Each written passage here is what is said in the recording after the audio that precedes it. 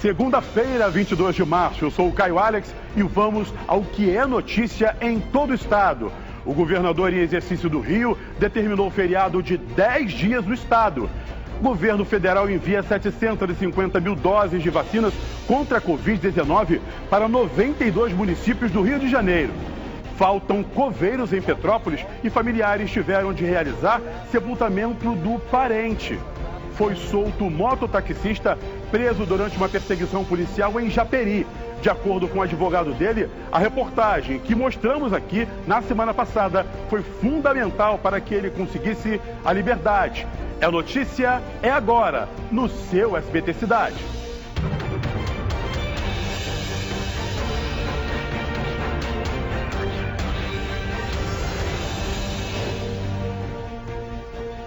Olá, tudo bem? O SBT Cidade está começando agora com as principais notícias do estado.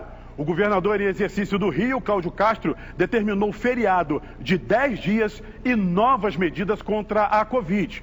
Vamos ver.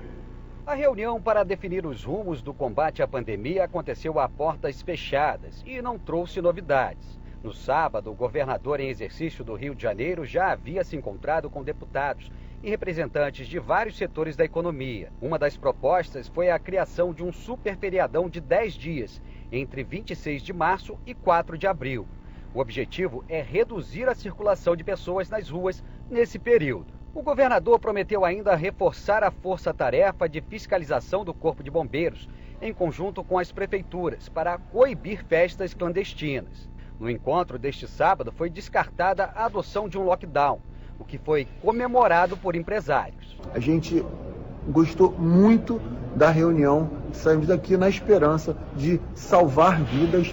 As vidas são importantes, mas que também o impacto econômico seja o menor possível.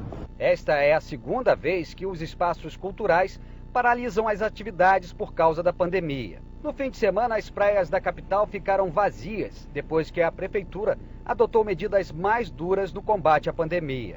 Está proibido tomar banho de mar, praticar esportes e permanecer na areia. Apenas o calçadão e os quiosques estão liberados. As pessoas que insistem em entrar nas areias, elas estão sendo orientadas, estão sendo multadas, mas o saldo inicial é positivo. A fiscalização é importante, ela vai continuar, mas o maior aliado da fiscalização é o senso de coletividade que cada um pode ter. Também foi proibida a entrada de vans e ônibus fretados na cidade. Somente veículos que levam funcionários e hóspedes de hotéis puderam seguir. Na noite de sexta-feira, bares e restaurantes que não respeitaram a determinação de fechar as portas às 9 da noite foram multados. No bairro Boêmio da Lapa, agentes interromperam uma festa clandestina, mas faltou fiscalização para impedir um outro evento, conhecido como o Trem do Funk, que saiu lotado da Central do Brasil. Apesar dos esforços para tentar conter o avanço da Covid, o vice-presidente da Sociedade Brasileira de Infectologia defende a adoção de medidas mais rigorosas, como o lockdown. O melhor caminho seria a gente conseguir vacinar um número muito grande de pessoas rapidamente, mas a gente sabe que a gente tem uma dificuldade. Então, só nos resta mesmo a restrição de movimentação. Isso é muito importante para evitar o avanço da Covid-19 para outros municípios aqui no estado do Rio de Janeiro. Mas só lembrando que isso não vai ser um feriadão para o pessoal vir para a rua e fazer o que bem entende. É ter a consciência para não levar a doença para dentro de casa e não fazer com que os hospitais fiquem superlotados por causa da irresponsabilidade de muitos. Uma fiscalização de cumprimento de regras de distanciamento causou discussão entre agentes públicos e proprietários de um restaurante em Búzios. Vamos ver. A fiscalização de postura tinha recolhido mesas e cadeiras de um restaurante. Revoltado, o dono começou a pegar todo o material apreendido de volta. Isso aqui pra mim é roubo. Se não tem notificação, é roubo. Os fiscais verificavam o cumprimento dos decretos com medidas contra a disseminação do coronavírus. Nesse estabelecimento, não estava sendo cumprido o limite de 60% de ocupação. Trabalho de noite para sustentar essa cidade, inclusive a postura. De acordo com a Prefeitura de Búzios, os agentes da postura pediram que os donos do restaurante retirassem mesas e cadeiras que excediam a capacidade limite imposta para conter o avanço da pandemia. Os homens se recusaram e começou um bate-boca, com ofensas trocadas colocadas. Por pouco, o desentendimento não virou uma briga física. Errado mesmo. Você pagou 2 mesas, mano. Por que botar aqui dentro? Meu querido, eu paguei tudo. A prefeitura não me deu um papel porque está em pandemia. Foi necessário que Sérgio Ferreira, secretário de Segurança Pública de Búzios, que é policial civil, intervir para acalmar os ânimos. Na delegacia, o comerciante pediu desculpas.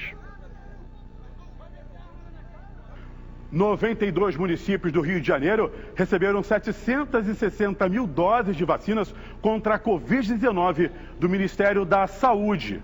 No total, são mais de 759 mil doses. 92 municípios foram beneficiados com as vacinas no estado do Rio. São 618.200 doses de Coronavac e 10 mil de Oxford AstraZeneca para a primeira aplicação do esquema vacinal. Outras 130 mil doses de Coronavac são destinadas à segunda aplicação dos pacientes. Serão enviados ainda 10 mil doses da Oxford AstraZeneca para 26 cidades que possuem comunidades quilombolas. Forças de segurança impediram a realização de uma festa clandestina em Secretário, na região serrana. Vamos ver. Uma operação conjunta entre a Prefeitura de Petrópolis e as forças de segurança impediu a realização da festa neste sábado. Os agentes chegaram ao local depois de receberem denúncias. Um ônibus foi fretado para trazer convidados do Rio de Janeiro para a festa, chamada de B-Day na Serra. O valor dos ingressos variava entre R$ 150 a R$ 240. Os agentes encontraram equipamentos sonoros, garrafas de bebidas alcoólicas e energéticos. O material do evento foi apreendido pelos fiscais da Prefeitura. Segundo o decreto municipal de Petrópolis, do último dia 15 de março, eventos que gerem aglomerações estão terminantemente proibidos. Os responsáveis foram multados e encaminhados para a delegacia de Itaipava. Um caminhão de produtos químicos tombou hoje pela manhã na subida da Serra de Petrópolis. A estrada ficou totalmente interditada por horas devido à nuvem de fumaça causada pelo acidente. De acordo com a concessionária que administra a via, a interdição começou desde a Praça do Pedágio, em Duque de Caxias, na Baixada Fluminense, na altura do quilômetro 96, e pegou toda a serra. Nós vamos agora a um breve intervalo comercial. Vocês ficam agora com imagens de Conceição de Macabu, no norte fluminense. Eu já estou voltando, não sai daí.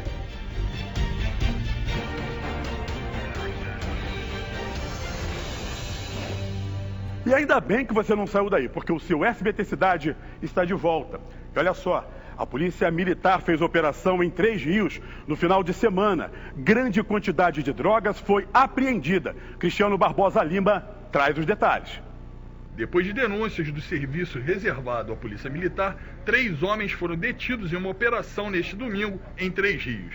Eles estavam na Rua Amazonas, no bairro Cariri. Com o trio, tinha uma grande quantidade de pasta base de cocaína, maconha e mais de 150 pedras de crack. Após o flagrante, o trio foi encaminhado para a delegacia de 3 Rios, mas apenas um envolvido foi preso. Os outros 2 foram ouvidos pela polícia e depois liberados.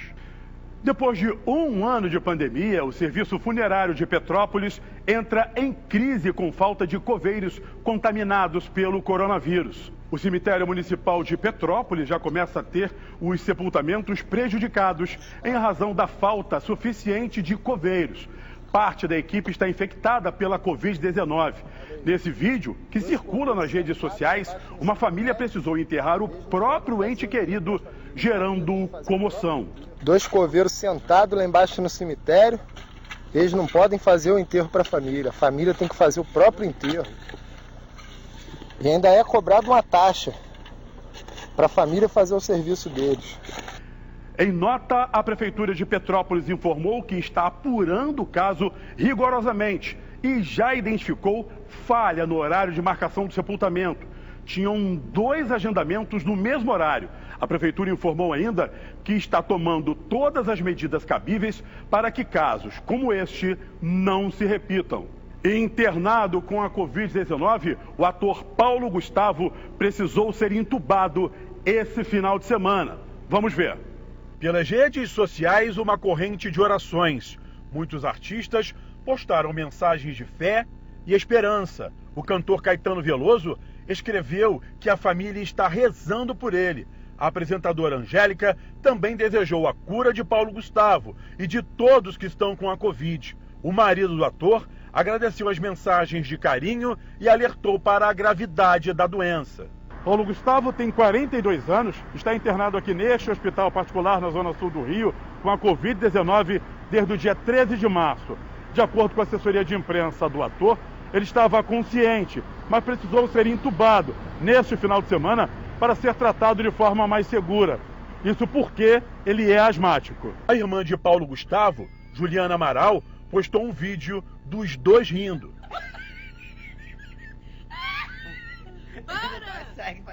E pediu para que todos continuem rezando por ele. O comediante começou a carreira de ator no início dos anos 2000, mas ganhou fama nacional com o monólogo Minha Mãe é uma Peça, em 2013, que depois virou filme e um livro. Pronto, Marcelina, tá de banho tomado, vambora! Teu pai tá chegando! O ator é casado desde 2015 com o dermatologista Thales Bretas. Eles têm 2 filhos. Como é que faz? E agora a gente vai para mais um intervalo com as imagens de Macaé, na região norte fluminense, terra da minha família. Já já a gente volta trazendo todos os detalhes aqui no seu SBT Cidade.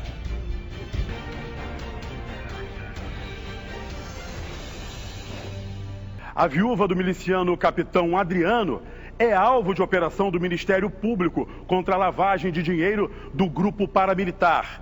Além dela, 2 policiais militares tiveram a prisão decretada pela Justiça. O que chama a atenção é que um desses PMs foi executado a tiros às vésperas da ação. Vamos ver. Logo no início da manhã, policiais civis e promotores do GAECO, Grupo de Atuação Especial contra o Crime Organizado, estiveram neste ARA em Magé, na Baixada Fluminense. A Justiça determinou o sequestro da propriedade, que, segundo as investigações, pertence ao Capitão Adriano. Nesta casa, em Jacarepaguá, na zona oeste do Rio, os agentes prenderam o soldado da Polícia Militar, Rodrigo Bittencourt do Rego. No local foram apreendidos 2 carros de luxo.